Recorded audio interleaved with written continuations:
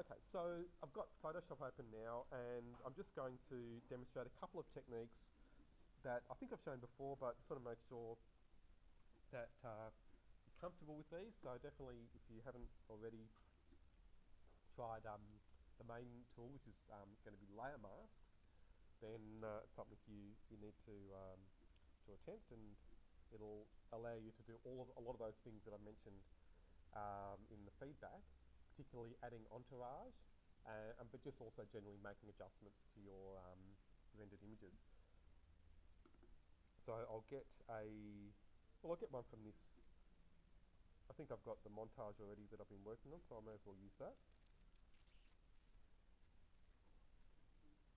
Yeah, so, oh look, that one I wouldn't ever show people normally, but at least it's got something. So I've already put a layer mask layer onto this, but I'm going to do that again. So did I give you a recording of this before? I didn't? No, okay. So I'll start from scratch. So I'll just delete these layers, and that's probably a good thing to see. So over on the right here, you can see I've got three layers basically. I want to add the things that I've used to make this tree and the other things in the foreground again. So I'm going to delete those layers, and to delete a layer in Photoshop, all you need to do is drag the thumbnail onto the trash can. It's like a map down the bottom. Ah, no, that's not the right layer. Let's undo, delete. So that's the one with my building. Well, no, I'll bring that in again. So let's get rid of all the layers. So I'm going to delete that one. And the background is locked. Notice, so I can't delete that. Well, let's see. I don't think you can. Oh, no, sorry. You can now. So there we are. So I've deleted all the layers except for one. So if I just open this photo without doing anything else, that's what it would look like. We'll just have the one layer. So now I'll go and open the render. I just need to remember what I called it. So it is one of these files. I just can't see, so I'll change it to thumbnails.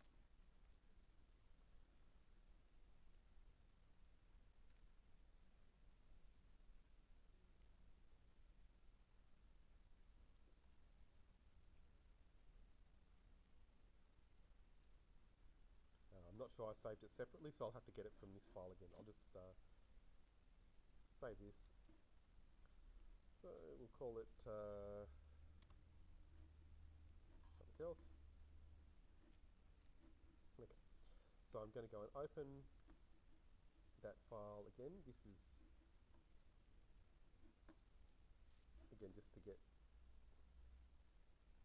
what I've done from Revit. So I'll delete the other layers just so it's a bit clearer.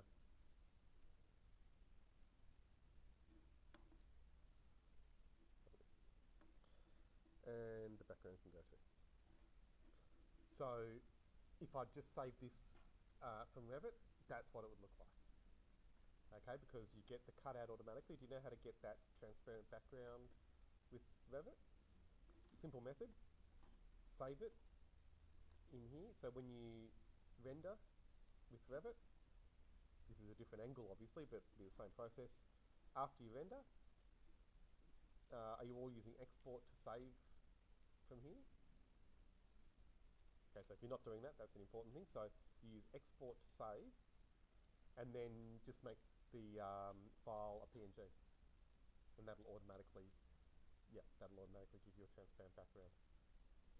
Yeah, yeah. Now, yep. So that's if you're rendering locally, and I'll send this one rendering while I'm talking, so I can show you this one in a minute. But then if you're going to render in cloud, then you'll see there's an option to save the alpha with transparency in background. So you need to tick that option when you're using the cloud. So it says transparency in background, so you'll know which option it is. There's a tick box there. And then again, when you download it, save it as a PNG as well. It works with TIFF, but PNG's easier. And then was there something about getting the size of all the different ones that you import, so, yep. so such as this render, yeah. and then your scene photograph, yeah. getting them the same size? Is that? Oh yeah, so that's in Photoshop. So you've got the render settings in Revit, and so you want to set them fairly high, so you've got a decent size, um, or decent pixel size. But then in Photoshop, so I've got these two files now. So this is the one I did earlier from Revit. If you go to the image menu and then image size, then you can see again those pixel dimensions. So mine's only 911 by 647, which is actually pretty small, but it's good enough for this. So with well, some other pixel dimensions that you can relate to, I've probably mentioned the obvious one that, well, maybe not everyone stares at it all day like me, but I'm always staring at a TV screen as well as the computer screens. I've usually got 3 or 4 screens in the rooms I work in, which I know people think would drive them crazy, but that's how I work. So computer screens are higher resolution than this, but TV screens, even HD, you know the size in pixels? Remember what I mentioned before, 1080? So that's an easy one to remember. When you see it pop up on the screen, you'll see those HD channels, they're 1080. So in this case, for Yep. that to line up, Yep. which one? Oh, you don't need to worry. So you just need to know what's good and what's bad. So 1080 is a good handle, a good number to remember, because that's one you see all the time that is pretty good quality. HD, it's called high definition because it's pretty high. So this is less than 1080. So it's lower quality than your TV screens, but still it's okay. So we're just trying to get an idea what these numbers mean first. If I go to the one with the photo, and then go again to image, and then image size, it's again 911 by 647, because I've set it to be that. But do you need those two to be the same size? No, they don't, no. But you do need to know what the numbers are. So then to bring this into the photo is fairly easy. You can go to the edit menu, and then firstly, sorry, you could choose copy, but we need to, in this case, we've got to select it first. So I'm going to go to the select menu, and then just choose all. Really easy way of selecting everything. So then after you've done that, you'll see the marching ants going around the outside, telling us that it's all selected. And now I can go to the edit menu and choose copy. So that's copy to clipboard. Now I can go back to my photo and then edit and then paste. And there's my building. So I can move that around. Just by eye, line it up. Just like that. And then I'm going to use a layer mask to remove the bits that I don't want. So I don't want the part of the building that's below the ground.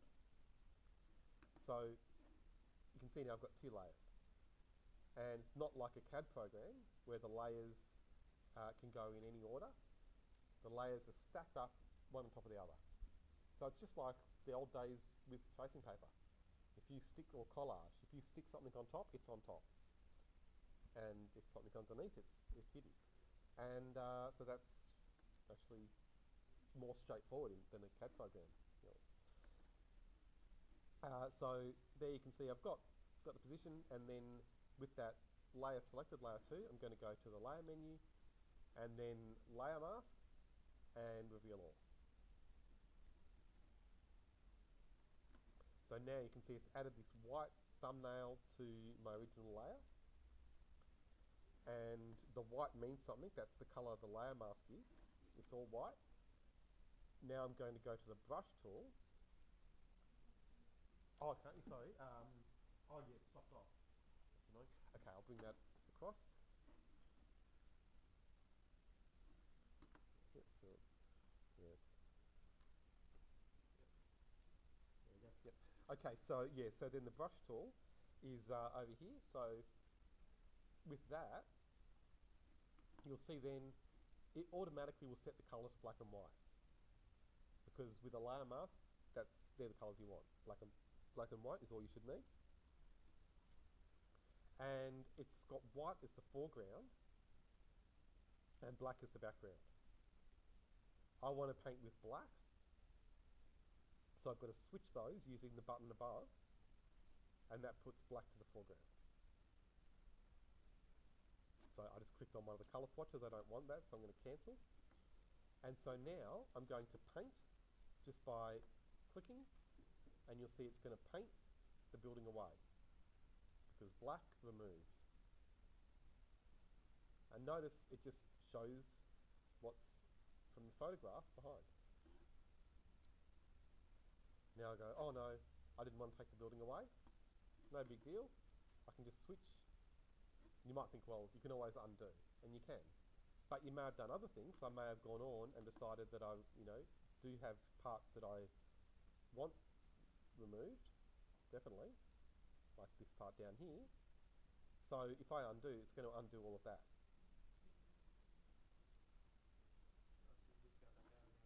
Exactly. So if I switch my color there back to white, and now I can paint the building back in, it's not deleted. So it's masking. And that's the key to it. That's why masking tape is such an important tool for architects, because masking is a technique that's been used forever to take things out of a drawing without deleting them or without erasing them. And so it's the same idea here. So now I want to go back to removing things, so I'm going to switch back to black.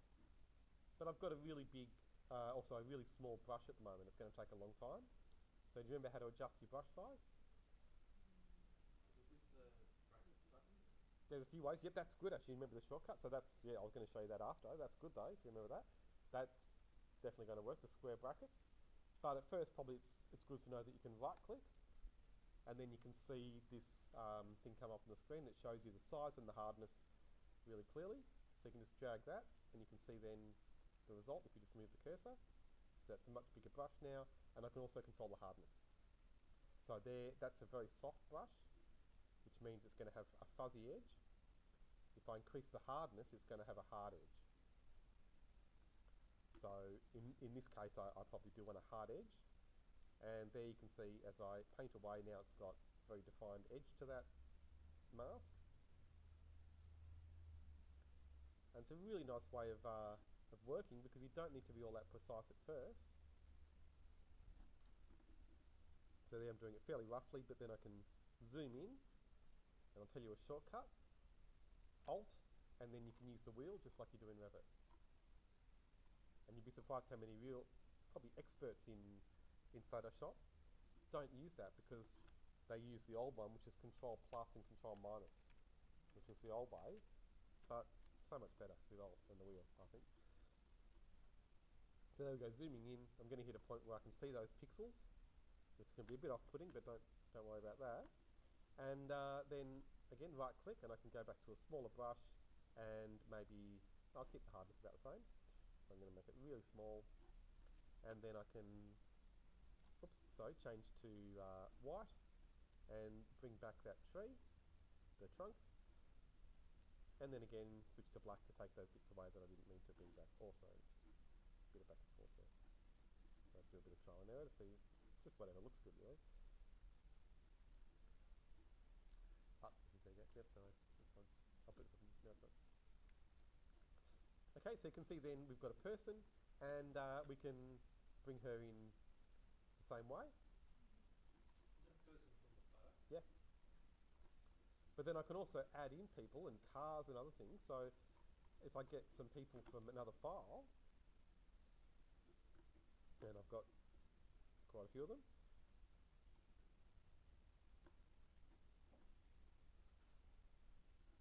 So in that folder that I've given you on the P drive, in material images, there should be there is a people folder. And if we go there to icons, you can see there I've got all these people. And you can cover up a lot of your mistakes as well, which is, where that ramp is, probably a good option rather than fixing it all in Revit. So if I can get a group of people,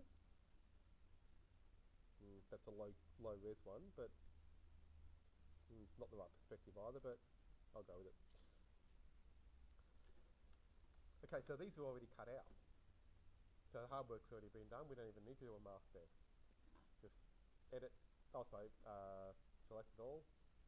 Control A is the shortcut. Edit, copy, back to the other file, edit, paste, and notice how it adds in a new layer.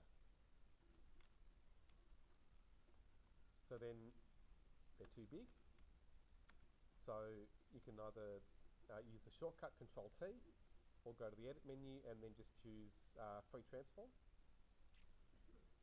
and you can scale them really easily. With shift it locks the proportions.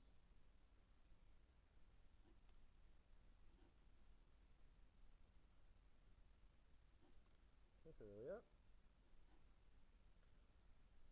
Oops.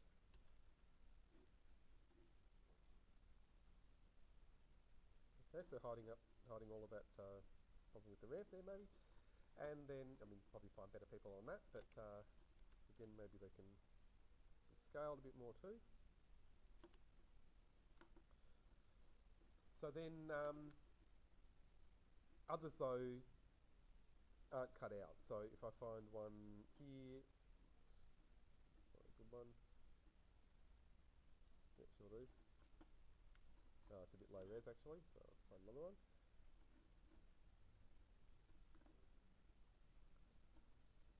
I thought I'd put the new ones here, but I'll live with this. Okay, that is a guy from Entourage. So I'll use him, even though it's not the best, just so you can see one with a layer mask. So again, I'm going to go to select all, edit, copy, and then back to my file, edit, paste, Control T. Even though he's going off the page, that's okay. I can still scale him.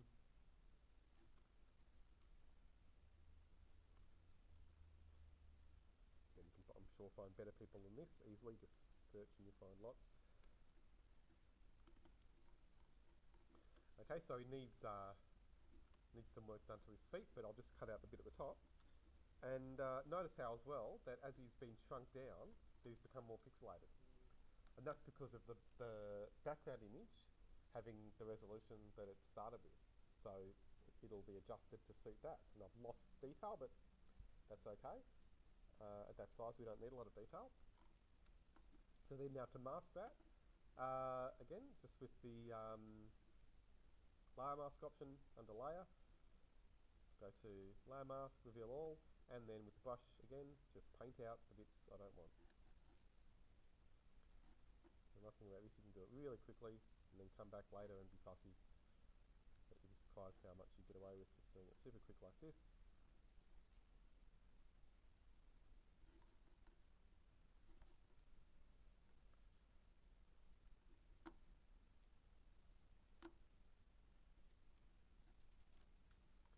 And so I'll use the shortcuts just to reduce my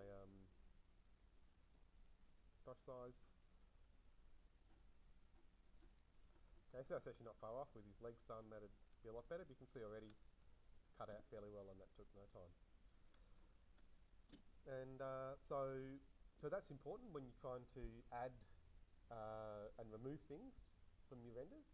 That's the easiest way. And can you imagine trying to do all of that in 3D and getting 3D people all along that street would take a long time. It adds a lot to the render, and you don't know if it's going to look good or not until the render's finished as well. But if you do it with Photoshop, it's faster, and generally it's going to look better. So the final thing I'll show you is, as well as doing the cutout, obviously with the layer mask, I might want to make this this person less bright. You can see he stands out maybe a bit too much, a bit too colourful, and a bit too bright for this scene. So at the moment I'm on, you can see there on layer 4, on the layer mask. So I'm going to switch back to the original part of that layer, which is the thumbnail, you can see there just to the left, before I go then to image and then adjustments. And I might just use brightness contrast. So I'm going to just bring the brightness down a bit. You can see already it's tied in much more with the background image. Contrast I might bring down as well, because it's not as contrasting. The other issue is a bit too colourful, like I was saying, so I'm going to go to, again, image and then adjustments and then hue saturation, and bring the saturation down. And you can see see now, it's almost looking like it could be part of the photo. Almost. So maybe the lightness can come up a bit. No, saturation I think is still going to come down a bit. There we go, that's getting there. And then there was one other thing I just was thinking of. Oh yes, of course, so shadows. So you should really add shadows as well. You might want to start just by adding in these elements, cutting them out roughly and positioning them and getting the appearance. But then to add shadows, you need to do a little bit more, and more than I have time to show you right now. Yeah. Yeah. So, okay, but we should add the shadows for the render anyway. Yeah, that's right. So, yeah. And there are a few different ways of adding shadows, but I'm just going to show you another website. It's a guy called Alex Hogrefe. I always forget the name of his website, but if you just remember his name, so Alex, Hogrefe.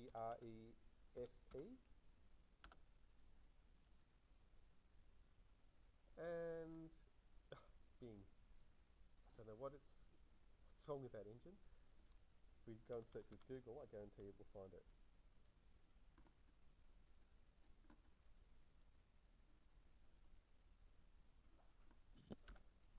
There we are.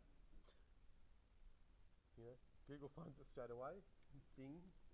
You think it looks the same way, but it doesn't. So there it is. Visualizing architecture, that's what it's called. So this guy's an architect. Well, I think he's, like me actually, I think he's probably finishing his master's, but he's really good at what he does. So that's mostly Photoshop work. There's a bit of 3D, but mostly Photoshop. That is pretty much all Photoshop, I'd say. Just to maybe give you some more ideas what you can do with Photoshop. So if you go to, you don't even need to, you can go to the tutorials link at the top, but if you just go down to the bottom, he's got the tutorials, a lot of them grouped there. And there's some really good stuff in there on all sorts of things, but if you go to, here we are, adding people. And it shows how to do all of those things. So if you go down there, there's video, and he shows how he did these people there, so you can see the cutout people there. He cuts them out a little bit differently to me. He doesn't use layer masks, he just deletes things, which you can do, but if you use a layer mask, it just gives you a little bit more flexibility. But then after that, to add the shadows, you can see there, and reflection. So I think that's a reflection, not a shadow, but similar ideas. And then motion blur is another extra thing. I don't expect you to do that, but if you want to, you can. So you can have a look at that after. You can always set the people up first, and then come back and have a look at how you do shadows. Surprisingly easy, actually. So we'll maybe go a bit further with that next week, but yeah, you can maybe try to start on that during the week, and then also just have a look at those other things. That would be great.